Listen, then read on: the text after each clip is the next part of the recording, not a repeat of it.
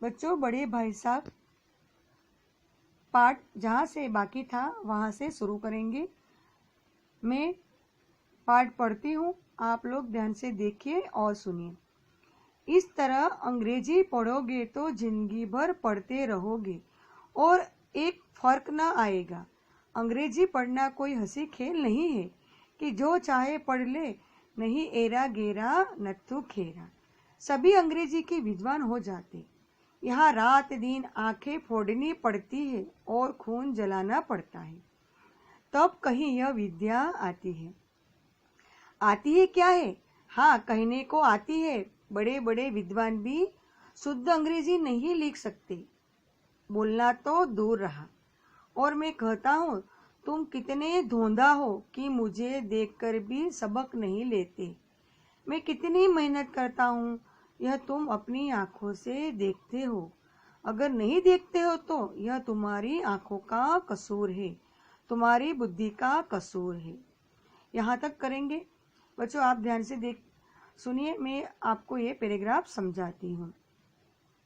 लेखक कहते हैं कि बड़े भाई साहब हमेशा कहते थे कि अगर वह इसी तरह अंग्रेजी पढ़ेगा तो अपनी पूरी जिंदगी में उसे एक भी अक्षर नहीं आएगा। अंग्रेजी पढ़ना कोई आसान काम नहीं है कि जो भी चाहे पढ़ सकता है। अगर ऐसा होता तो बेकार आदमी आज अंग्रेजी का विद्वान होता। अंग्रेजी सीखने के लिए रात दिन किताबें पढ़नी पड़ती है और दिन रात मेहनत करनी पड़ती है, तब जाकर कहीं अंग्रेजी आती है। आती ही क्या है? हाँ, कहने का आ जाता है कि हमें अंग्रेजी आती है।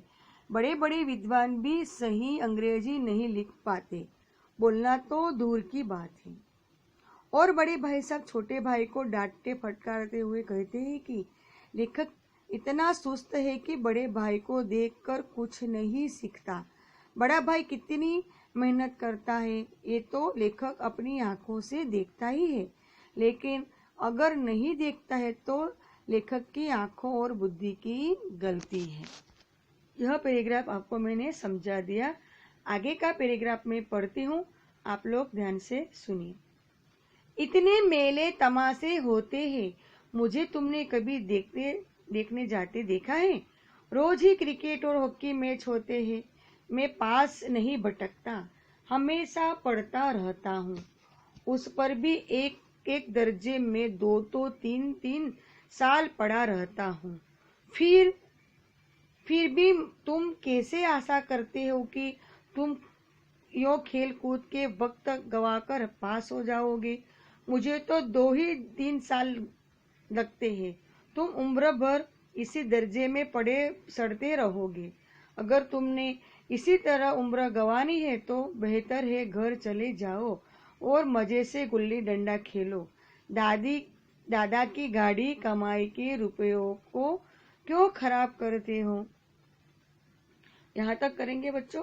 अब मैं इस पैराग्राफ को आप लोगों को समझाती हूँ, आप लोग ध्यान से सुनिए।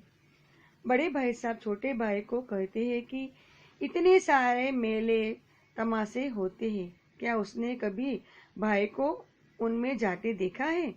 हर रोज कितने ही क्रिकेट और हॉकी के मैच होते हैं।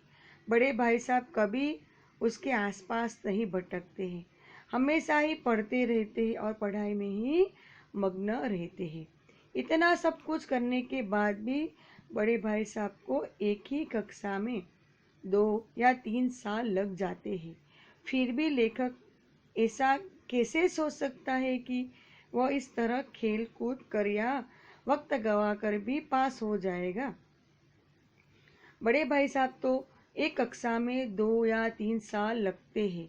अगर लेखक इसी तरह समय बर्बाद करता रहा तो अपनी पूरी जिंदगी एक ही कक्षा में लगा देगा। ऐसा बड़े भाई अपने छोटे भाई से कहते हैं।